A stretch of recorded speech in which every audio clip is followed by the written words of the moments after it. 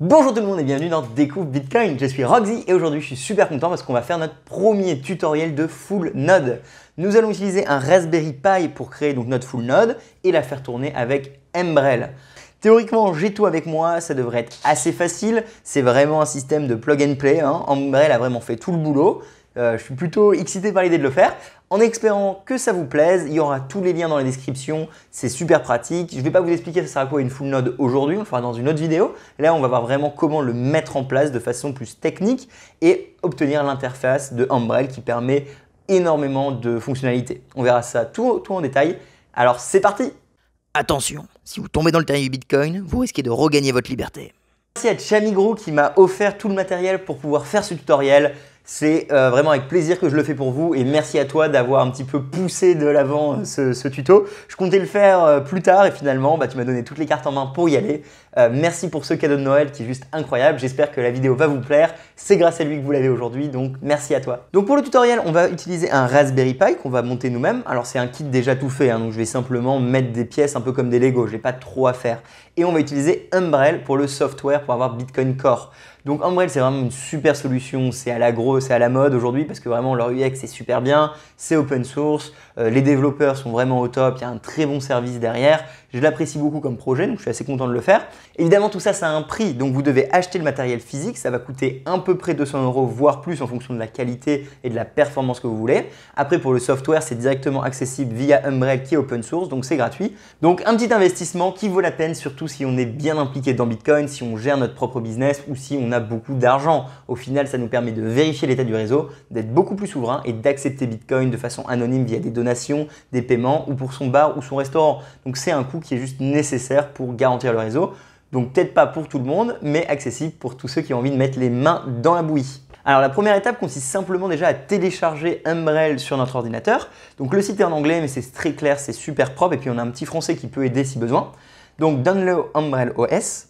Directement après, on va télécharger Benella Etcher, ce qui va nous permettre en fait de flash Umbrel sur cette carte SD. Ok, les deux logiciels sont en train de se télécharger et la prochaine étape, donc l'étape numéro 4, c'est de réussir en fait à flash cette carte et donc de l'introduire dans mon ordinateur.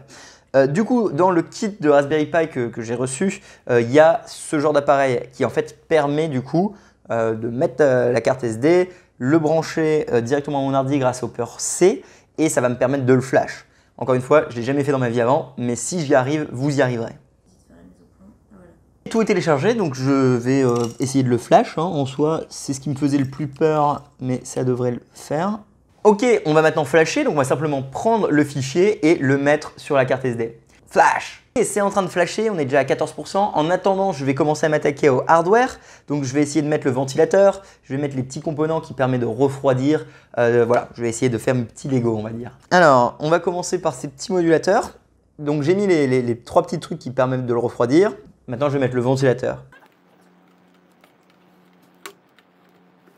Ok, on l'a fixé donc avec les petites vis. La prochaine étape maintenant, c'est de donc mettre le ventilateur, le relier. Donc il faut bien s'assurer qu'on le mette du bon sens et après on va devoir décider quel volt on met. En l'occurrence, il est marqué 5, donc j'en déduis qu'on va utiliser 5. L'autre option, c'est 3.3. Alors je pense que ça dépend de la puissance et donc à quel point ça va faire du vent ou pas. Là, franchement, je m'aventure dans les domaines que je ne connais pas. Donc moi, je vais tester en 5. Si jamais je vois que c'est le bordel, je changerai. Donc 5, c'est 1 et 3, on est d'accord. Ok, donc c'est bon, j'ai réussi à créer mon petit boîtier. C'est la première fois que je fais un Raspberry Pi de ma vie. C'est beaucoup plus simple que je pensais parce que en fait, j'ai littéralement pas fait grand chose. Tout était déjà préfait, mais ça reste quand même super dur pour moi parce que je suis une quiche en informatique. En attendant, on a eu le flash qui a été complété. Ça a merdé la première fois, donc j'ai reformaté la carte SD, j'ai débranché, rebranché et ça a marché. Ma technique quand ça marche pas, c'est j'éteins, je rallume. C'est peut-être universel, je pense, mais en tout cas, ça a marché quand j'ai fait ça. Donc maintenant, on peut aller à l'étape suivante. On nous dit on me dit d'insérer la carte SD dans le Pi. Ça doit être cette chose. Du coup, ça doit être là. Ok, donc maintenant, il faut qu'on arrive à connecter le SSD au Raspberry Pi. De ce que j'ai cru comprendre, j'ai une petite caisse qui va avec, donc je vais la foutre dedans. Je vais le brancher et je vais le connecter. Ok, donc j'ai réussi, hein, ça va, ça c'était vraiment simple sur le coup. Donc j'ai juste à les brancher maintenant et je vais le brancher en 3.0 parce que bah, je sais que c'est mieux que 2.0, donc je me dis pourquoi pas le faire. Et j'ai fini les étapes où je dois rester assis entre guillemets parce que maintenant la prochaine chose que je dois faire c'est le connecter à mon routeur qui n'est évidemment pas autour de moi. Et après ça va être de le brancher à l'électricité et après directement aller sur l'interface donc de Umbrel sur l'ordinateur. Donc je vous abandonne pour le moment et je reviens tout de suite avec sûrement un autre setup. Ok, bon, avec mon petit routeur là, donc je pense que c'est bon, je l'ai branché, c'est tout bleu. Je pense que c'est bon signe. Ça tourne, du moins. Ça fait du bruit. Ça fait du bruit. Mais en même temps, c'est pas du bruit que je vais entendre. Donc c'est pas trop grave pour le moment. Et maintenant, il faut que je leur dise du coup si ça marche avec le reste. C'est parti. Et ça y est, on a mis la carte SD, on a branché le SSD et on l'a connecté au routeur. On allume. Il faut attendre à peu près 5 minutes et après on va donc sur umbrel.local. Et là, ça y est, on peut appuyer sur Start. Après, ils vont nous demander un mot de passe. Comme toujours, vous me connaissez, on utilise un gestionnaire de mot de passe. Donc là, on va le créer, on le met, on le valide et après, on enregistre du coup sur Umbrel Node, donc dans notre gestionnaire de mot de passe. Ils vont nous donner notre seed. Vous savez c'est quoi une seed les gars? C'est notre clé privée. On fait super attention, c'est notre backup, c'est ce qui donne accès à l'argent. On rigole pas, on vérifie qu'il n'y a pas de caméra, on vérifie qu'on est tout seul, on ne prend pas en photo, on ne fait pas de screenshot, on l'écrit sur un bout de papier, on crée un backup, on le range proprement et on le met avec les autres. Vous savez comment ça marche hein, à partir d'un moment, je vous l'ai assez dit. Donc vraiment faites attention, on rigole pas avec. Ensuite, il vous donne un lien Tor. Pareil, on va l'enregistrer en fait dans le gestionnaire de mot de passe, comme ça il est toujours accessible quelque part si besoin. Sinon, vous pouvez le mettre en tab comme vous voulez. On le verra plus tard comment l'utiliser. Et ça y est, on a les warnings. Évidemment, n'oubliez pas que Greg Wright est un fraude. C'est dit haut et fort, c'est écrit, on le sait tous, c'est une réalité. Et derrière, on est bon, on a le dashboard. Alors c'est super clair, hein. Franchement, Umbrel a fait un boulot absolument incroyable, il n'y a rien à dire.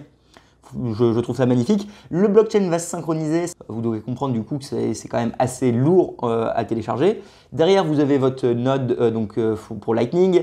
Et ce qui est super intéressant à mes yeux, en fait, c'est le App Store qui, je pense, est vraiment révolutionnaire parce qu'on va tout de suite pouvoir télécharger, par exemple, BTCP Server, d'autres applications, créer des canaux, etc. Tout ce qui est l'utilisation de cette nœud va être fait dans d'autres vidéos. Vous vous en doutez bien. Cette vidéo, c'est vraiment pour vous aider à le mettre en place. À partir de maintenant, ça va être ma base, c'est ma base solide, c'est compétences, c'est Bitcoin Core, c'est ce qu'on veut. Avec ça, je vais pouvoir aller explorer Lightning, les jeux vidéo, BTCP Server, comment check ses transactions grâce à une full node, comment pas se faire avoir, regarder un petit peu plus le code, etc. Donc ça y est, on a franchement fini le tutoriel Umbrel. Je vous dis à très bientôt. Bravo franchement à Umbrel et la team. Bravo à Looney, une personne qui contribue à ce software parce que donc, Umbrel c'est open source hein, et qui m'a également aidé pour toute cette vidéo, ce setup, la mise en place. Merci. Comme vous l'avez vu, c'est vraiment accessible pour tout le monde. À partir du moment où vous achetez le matériel, vous pouvez vous-même le mettre en place. J'en profite pour encore une fois dire un grand merci à la personne qui m'a donné tout le matériel pour que je puisse faire cette vidéo. C'est franchement grâce à toi que j'ai pu le faire aussi rapidement.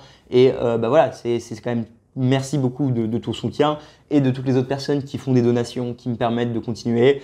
Je vais vraiment attaquer Lightning dans quelques vidéos, peut-être dans quelques semaines, le temps de finir ce que j'étais déjà en train de faire et après vraiment attaquer le sujet d'un coup pour qu'il y ait une consistance dans le cours.